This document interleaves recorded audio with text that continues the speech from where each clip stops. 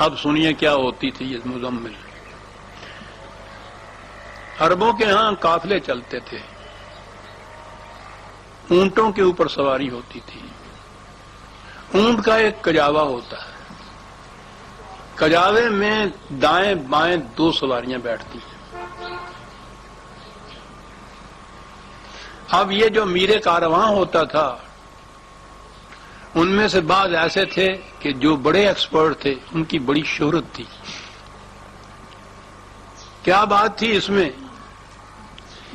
کہ یہ 2 سواریاں اس قسم کی بٹھائی جائیں کہ پہلی چیز تو یہ کہ وہ ہم وزن اتنی ہوں کہ ان کا وزن جو ہے، توازن جو ہے وہ برقرار رہے اوپر عہدے اس کا قیادے کا.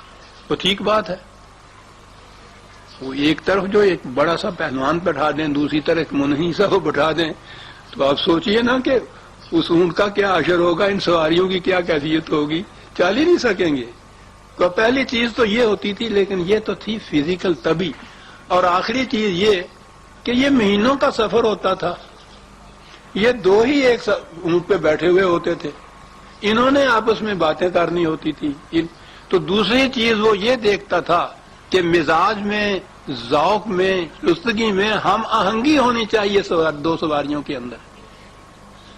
وہ انتخاب کرتا تھا اس طرح سے ان سواریوں کا کہ وہ 2 اس طرح کے رفقا ہوں جن میں کامل ہم آہنگی ہو.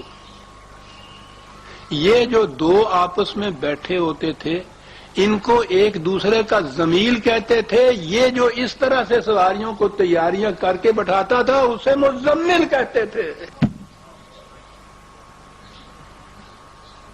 پتہ نہیں ان کو کیا ہو گیا. آج بھی عزیزان من مجھ پہ خدا نہ کرے کوئی وحی تو نازل نہیں ہوتی. میں نے اپنے لغت میں کیا لکھا ہے، ایک ایک معنی کی انہی کی لغاتوں کی میں نے حوالے دیے ہیں اس کے اندر.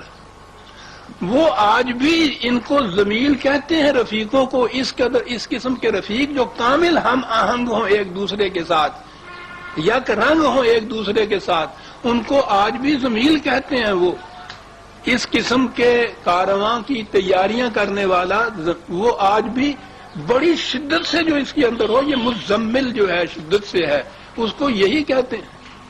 تزمل اسی چیز کا نام ہوتا ہے. اس قسم کی جماعت تیار کرنے والے، اس قسم کے رفقا تیار کرنے والے جو ایک دوسرے سے کامل ہم آہنگ ہوں.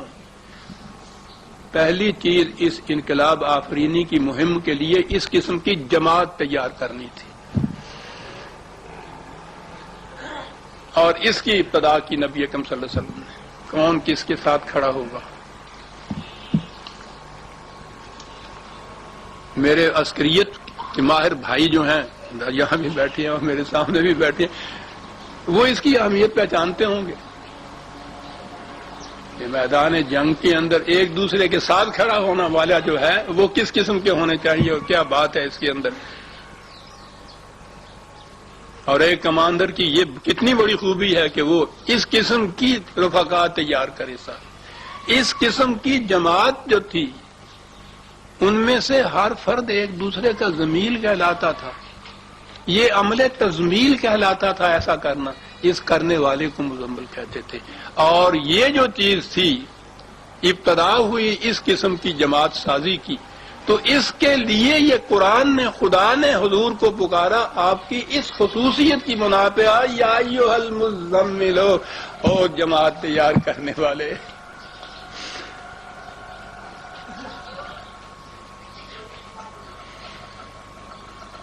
نظر آتا ہے کہ یہ پروگرام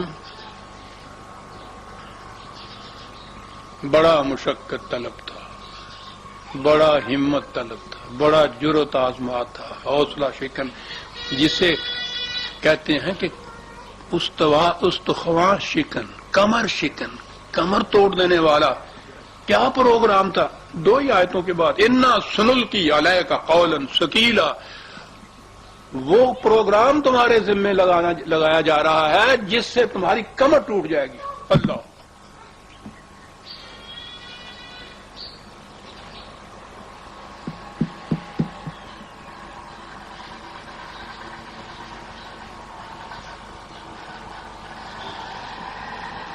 واجہ کا حضرت الذی انقض ظہرہ کا سورہ علم نشرہ میں آئے گا آگے چل کے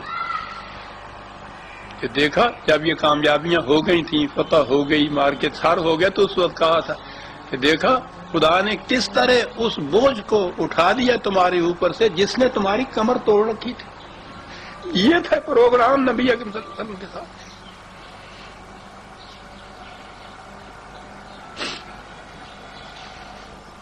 اتنا بڑا پروگرام، اس قدر تصادمات اور کنفرنٹیشن، خود قریشی مان نہیں تھے، عرب اور عجم کے خلاف اعلان جنگ، اور یہ چار خاشاک کی ایک جماعت کٹھی ہوئی۔ سوچئے تو اس سربراہ، اس کمانڈر ان چیف، اس انقلابی لیڈر، کتنی بڑی ذمہ داری تھی اس کے اوپر۔